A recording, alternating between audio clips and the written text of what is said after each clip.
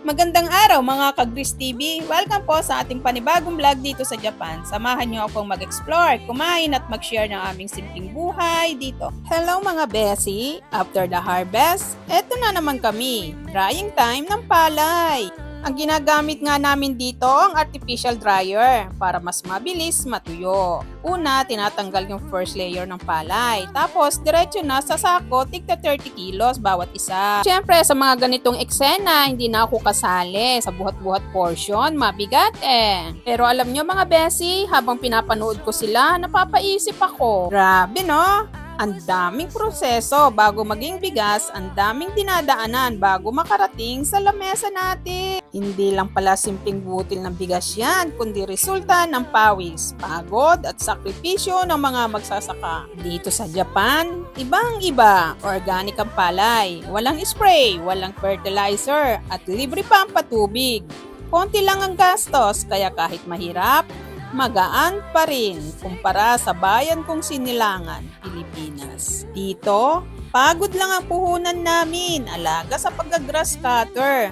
Pero sa atin, ibang kwento, ang taas ng gastos, ang baba ng presyo ng palay, at madalas parang hindi nabibigyan ng halaga ang pawis at hirap ng magsasaka.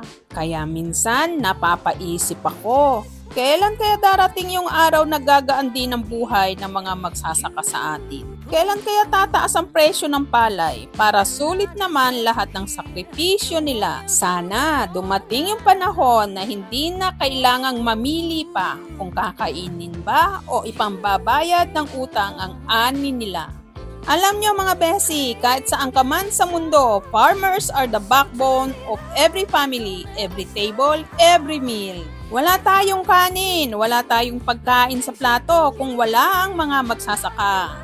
Kaya sana bawat butil ng bigas na kinakain natin, maalala natin, hindi lang ito pagkain. Isa itong kwento ng tiyaga, ng sakripisyo at ng pangarap. Saludo ako sa mga magsasaka.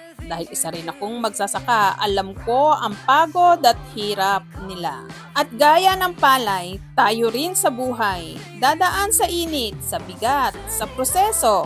Pero sa dulo, magiging handa rin tayo, kagaya ng palay na naging bigas.